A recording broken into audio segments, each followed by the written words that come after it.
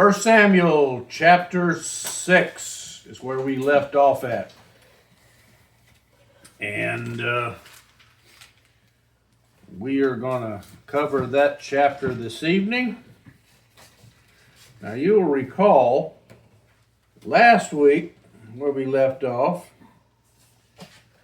that the Philistines had captured the ark and passed it around from city to city, and everywhere the ark went, the Philistines ended up with these cancerous tumors. A lot of them died, and they came to the conclusion that it was the presence of the ark that was causing this, and to their credit, they figured out they needed to send the ark back. And that brings us to chapter 6. It says, "Now the ark of the Lord had been in the country of the Philistines 7 months." It's interesting that God allowed them to keep it for 7 months. That could be just coincidental. We have no way of knowing. What's that? I think so. Well, I mean, we have no way of knowing. It just says 7 months, but all I'm saying is if there's any significance to the fact that it was 7 months, the scripture doesn't tell us. It just says that's how long they had it. There's a reason. Huh? There's a reason. Yeah. And the Philistines called for the priests and the diviners, saying, "What shall we do with the ark of the Lord? Tell us how we shall send it to its place." Now, of course, keep in mind, these are pagan priests and sorcerers that they have called to give them instruction on how to deal with the ark. Which tells us that while the Philistines figured out what was causing their problems, they didn't have enough common sense to consult with anybody from Israel. They called their own pagan priests to tell them what to do about it.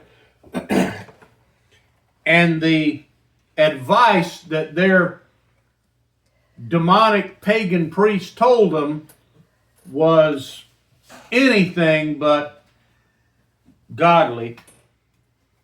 Verse 3 says, "And they said, if you send away the ark of the God of Israel, do not send it empty, but you shall surely return to him a guilt offering. Then you shall be healed, and it shall be known to you why his hand is not removed from you." Now, notice again, this is not anything that's to be taken as the so-called gospel truth, because notice whose advice this is. Again, this is not advice coming from a prophet of Israel. It's not coming from any of the Israelite priests. This is pagan priests that are telling them to do this. It seems interesting to me, though, that they want to make a guilt offering. Well, that wouldn't have been that unusual for even the pagan religions. That's what I was kind of figuring, that even the pagan religions made guilt offerings to their gods. Right. Okay. Where it gets interesting is the guilt offering that they provided as we continue on. That's where you can tell this definitely didn't come from a prophet of God. Verse 4 says, "Then they said, what shall be the gift of..." Imagine that you just now asked that question. "What shall be the guilt offering which we shall return to him?" Notice what he said. "And they said, 5 golden tumors and 5 golden mice, according to the number of the lords of the Philistines, for one plague was on all of you and on your lords." Now, when it says 5 tumors, apparently, the best we can make out from the way this is written and the language, is whatever these cancerous tumors were, they apparently made some kind of metallic, probably out of gold or silver, rock looking thing that resembled the shape of one of these cancerous tumors. And of course, 5 of them. Five for each of the Philistine cities. It says each of the Philistine lords. Well, essentially, there's one Philistine lord over each city. So you've got 5 basically globs of either gold or silver, and then 5 idols, again made out of probably gold or silver, that resembled a mouse, or some people believe this could have been a rat. In some cultures, mice and rat have the same, we distinguish the difference between a mouse and a rat in English. There are some languages that don't. Since mice and rats are not necessarily something that's mentioned that often in the Bible, we really have no way of knowing. But I did read some commentaries that said that these might have been, as big as a rat. Doesn't matter. Point being, whether it was a mouse or a rat or whatever, the fact is they made 5 little metallic idols that looked like one of those two, a mouse or a rat, and put it on the cart to accompany the ark. So you had 10 items, 10 little metallic idols, 5 that looked like some kind of a funky looking tumor, and 5 that looked like a rat or something. Now, here's the problem with that. What does the Bible say about making any kind of idol? Don't do it. For him. So, they've basically taken the Ark of the Covenant and made 10 small idols that, and they said, what is the sacrifice? Notice nothing got sacrificed. The only thing they did is basically send some gold or whatever they made this out of, and again, probably gold, and sent that back with the ark. That would have been, of course, in God's eyes, what's that? Blasphemy. Yeah, in God's eyes, that was not an appropriate sacrifice.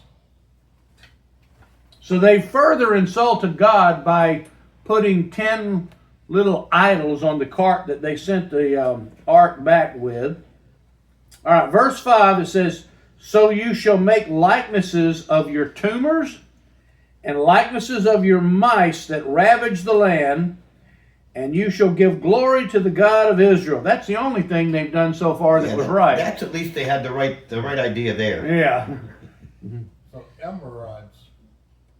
What's that? Emerods, E-M-E, rods. Is that the same thing? I'd have to see it. What version of the Bible are you reading from? I guess. King James? Yeah, I think so. It's spelled, instead of tumorods, it's spelled E-M-E-R-O-D-S. I think that's basically a Middle English word that basically now would be translated as a tumor. Blob, huh? Yeah, a blob. I've got a King James version here too, and it says that it is emerald. Yeah. It is what? Emerald. Which again, Emerald. that's just the older English word for a tumorous glob. Yeah, it says tumors. Mm-hmm. Anyway, you shall give glory to the God of Israel.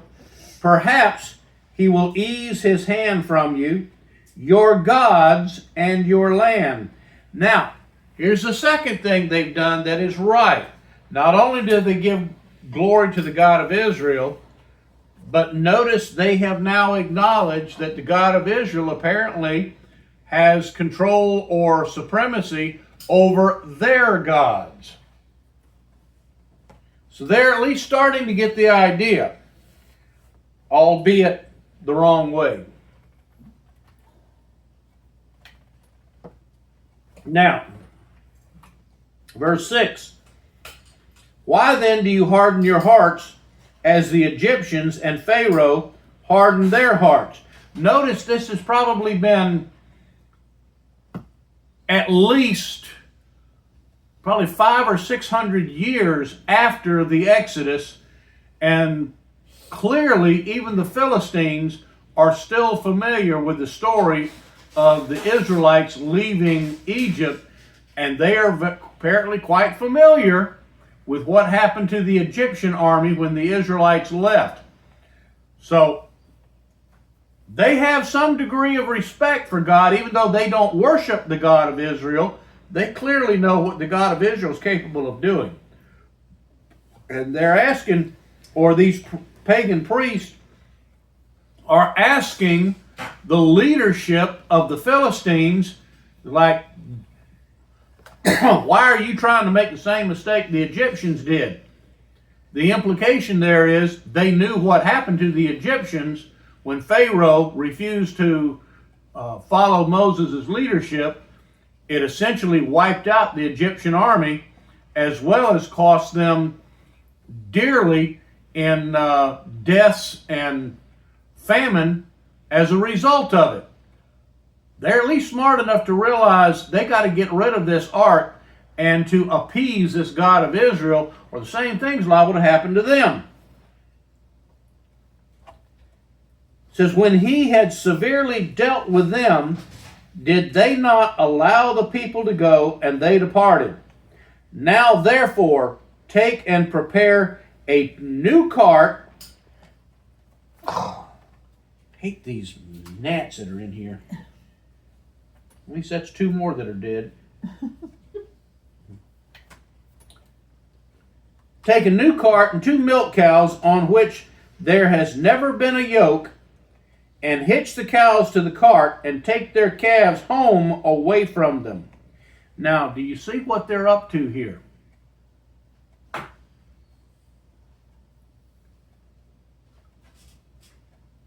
They don't want to touch the ark. Now, notice what it said. First off, put it on a brand new cart and hitch 2 milk cows with calves. In other words, find yourself a couple of cows that have recently given birth and are still nursing their calves.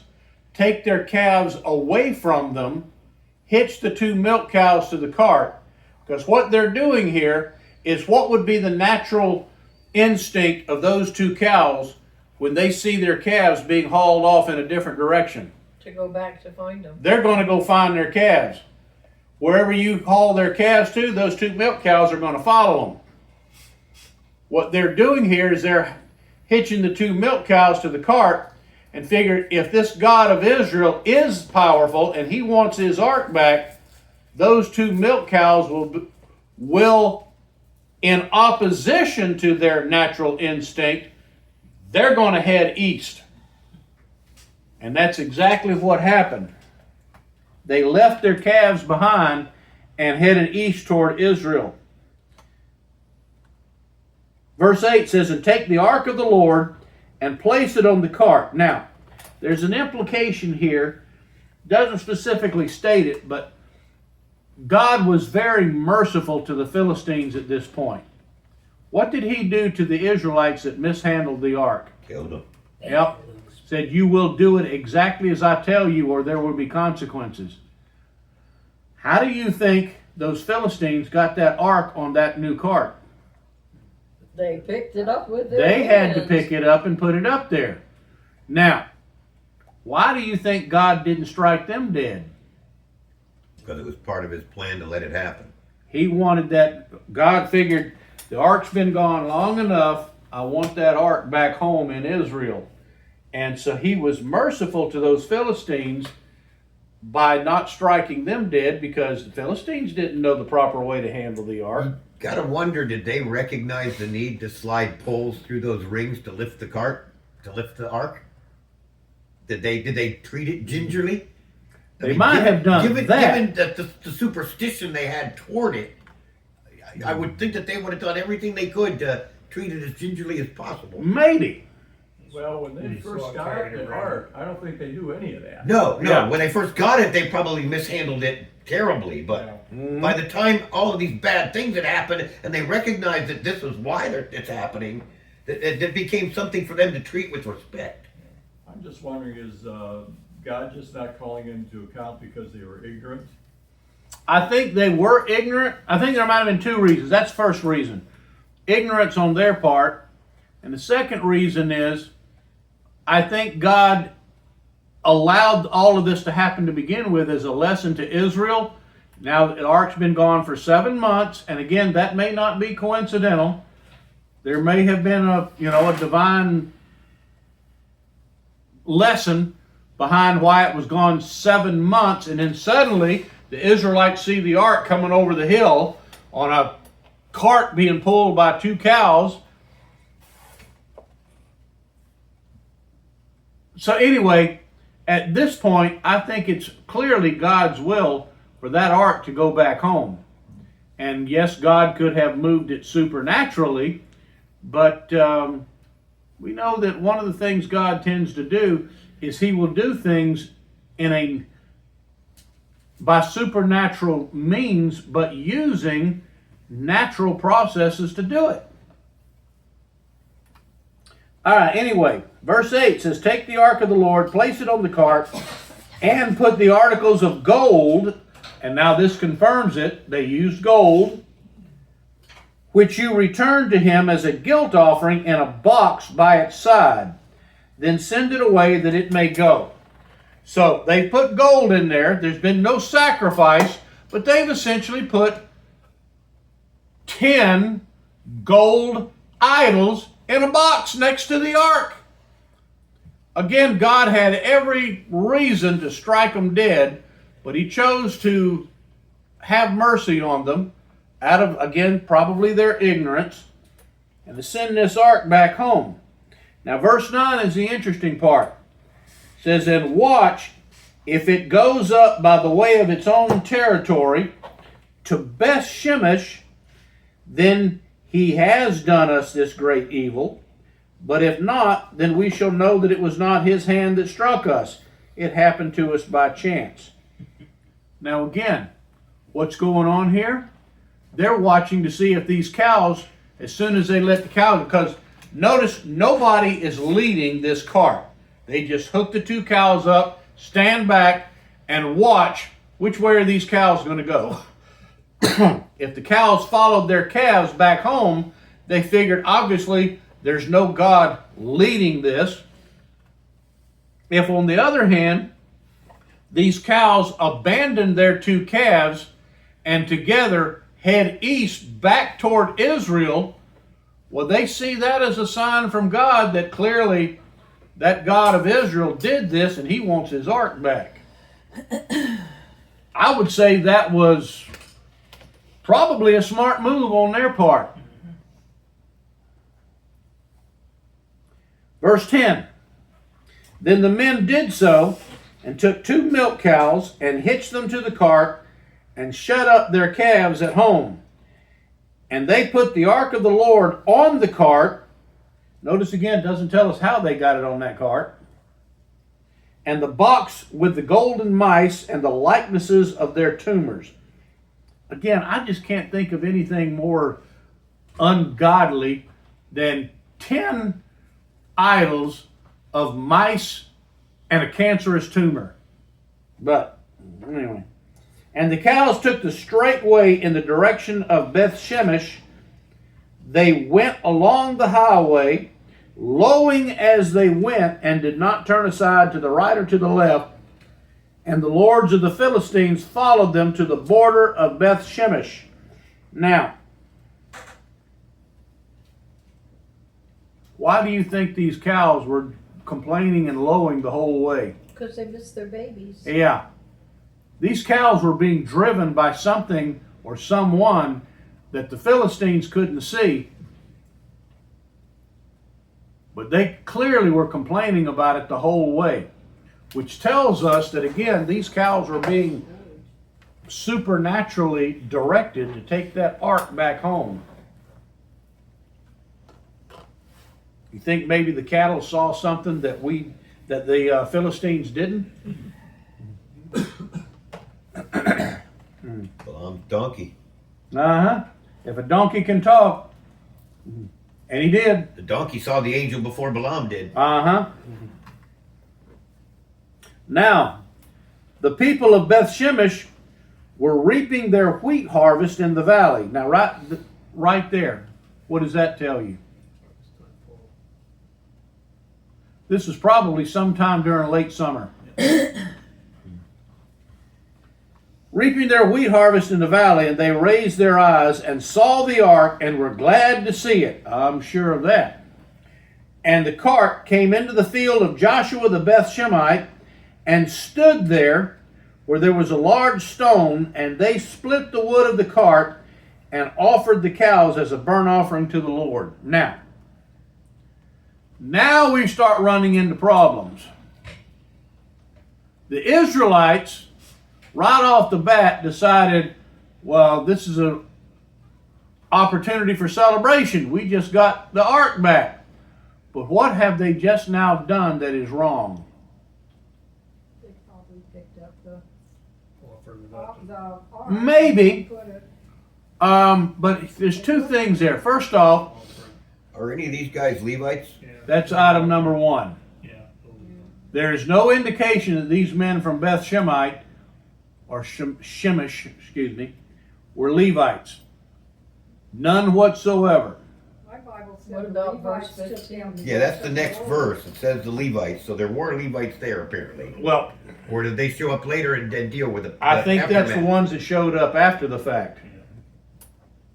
The people there, because, first off, notice what they're doing when they saw the ark. They were out in the field. Probably not Levites. These were the local residents. So the likelihood that these first, now again, we know Levites showed up pretty soon after that, but at the point when the ark comes over the hill, the men that first wrangled it there probably were not Levites. I mean, they could have been, but it's unlikely. But now we get to the other issue, and this is why I'm convinced they were not Levites. What did they offer as a sacrifice? The cow. Uh-huh. What's wrong with that? Well, should be bulls. Thank you. Bonnie gets a cigar. Oh, yippee.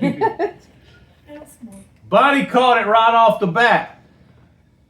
A proper sacrifice had to be the firstborn male. They just offered 2 nursing milk cows. That was not the appropriate sacrifice, and a Levite would have known that. Was it also wrong for them to be doing that on a non-Sabbath day because they were harvesting grain? It couldn't have been the Sabbath. Not necessarily. There are opportunities where sacrifices can be offered on other days of the week, especially if it's a thank offering or something of that sort. For example, when a child was born, you took him in and offered up the sacrifice for the new baby on the 8th day, regardless of what day of the week that was. So there were plenty of opportunities where, sacrifices could be offered on other days. The day of the week is not the problem. Problems are, more than likely, the guys doing the sacrificing are not Levites. Secondly, they offer up 2 milk cows. Wrong sacrifice. All right. Verse 15. And the Levites took down the ark of the Lord, and the box that was with it, in which were the articles of gold, and put them on the large stone. And the men of Beth Shemesh offered burnt offerings and sacrifices that day to the Lord. Notice the distinguishment here between the Levites doing one thing and the men of the city doing the sacrificing. That, in my opinion, confirms for me that the guys doing the sacrificing weren't the Levites. The Levites have busied themselves trying to deal with the ark. And when the 5 lords of the Philistines saw it, they returned to Ekron that day. So this, obviously, all of this occurred right there at the border. These 5 leaders of the Philistines that apparently were following the cart, probably hiding in the bushes, maybe a couple hundred yards away, close enough they can see what's going on, and realize, okay, finally, those Israelites got their ark back. We can get out of here and get rid of this thing. Verse 17 says, "And these are the golden tumors which the Philistines returned for a guilt offering to the Lord. One for Ashdod, one for Gaza, one for Ashkelon, one for Gath, and one for Ekron." There you go. There's your 5 cities of the Philistines.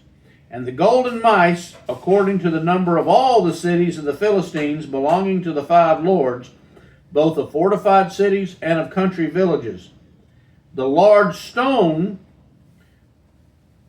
on which they set the ark of the Lord is a witness to this day in the field of Joshua the Bethshemite." Now verse 19 Wow. gets interesting. "And he,"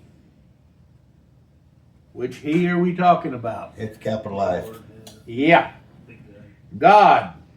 "He struck down some of the men of Beth Shemesh because they had looked into the ark of the Lord." Now, again, that tells us these weren't Levites. The Levites would have known better.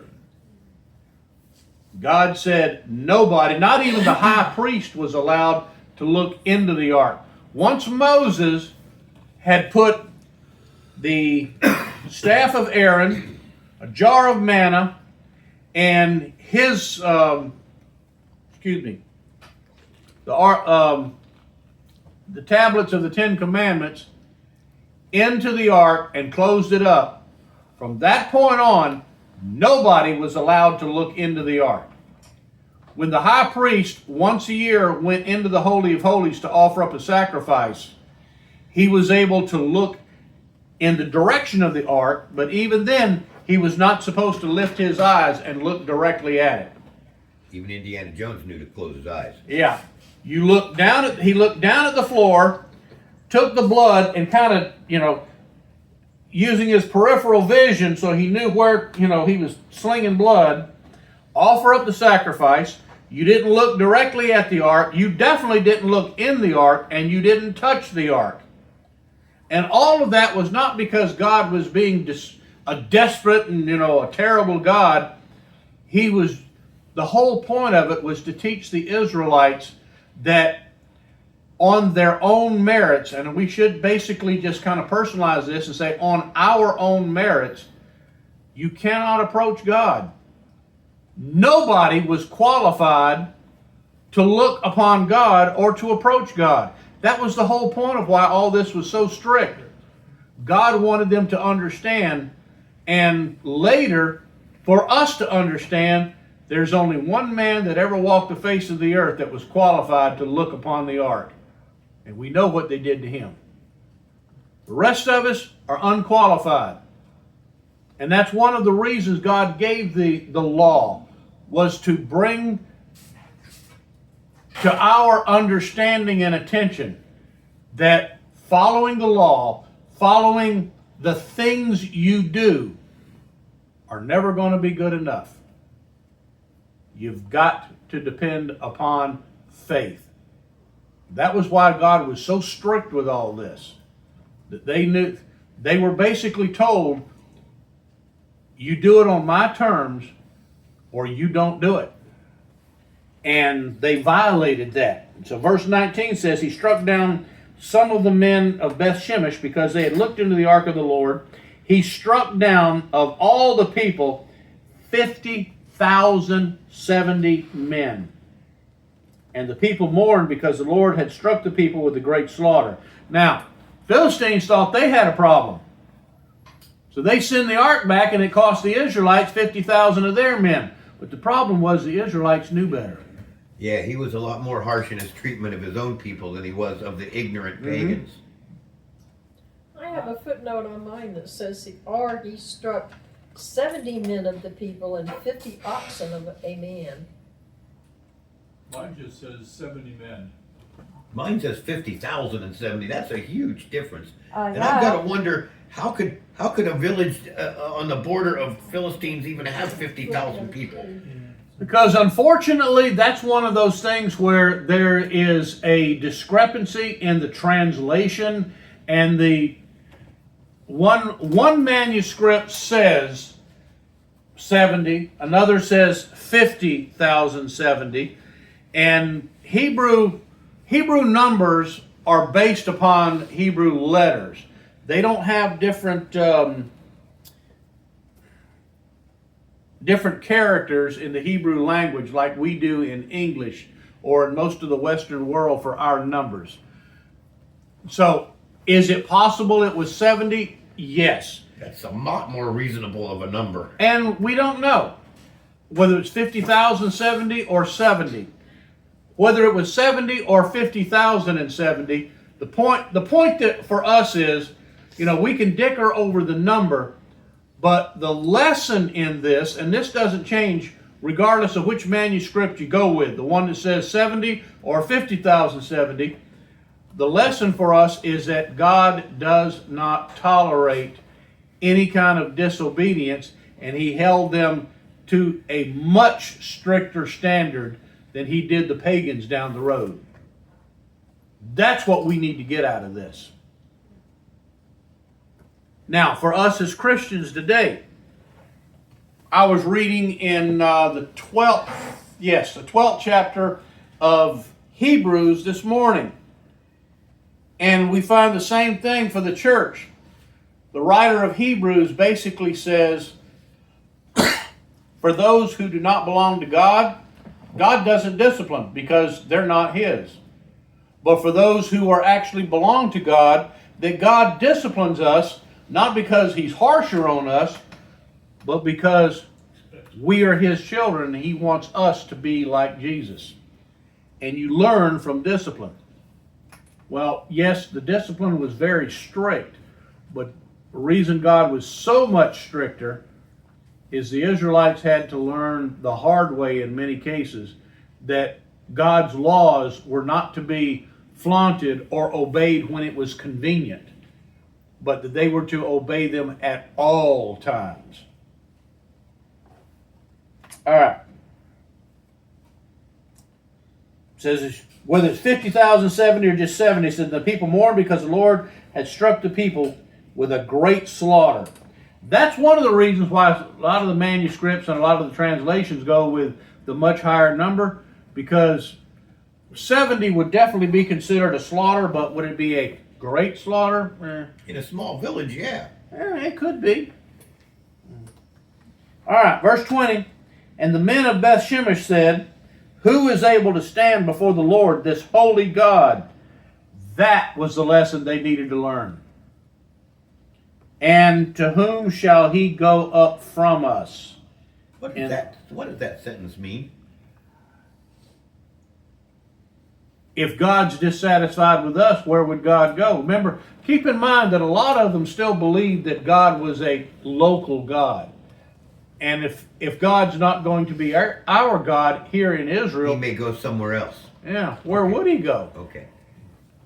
That makes sense now. They realized that if God's going to be our God, we got to get our act together. So they sent messengers to the inhabitants of Kiriath Yearim, saying, the Philistines have brought back the ark of the Lord. Come down and take it up to you. Now, close with this. That was the city that at that point the ark got taken to. Notice it did not go back to where it had started off at 7 months before. Archaeology and a lot of the absence of references to no, now I can't. I've drawn a blank on the name. Shiloh? Yeah, to Shiloh. The absence of references to Shiloh after this have led a lot of biblical scholars to believe that at some point during that 7-year absence, the Philistines may have invaded and burned Shiloh to the ground, and that the tabernacle was no longer there, that it was gone.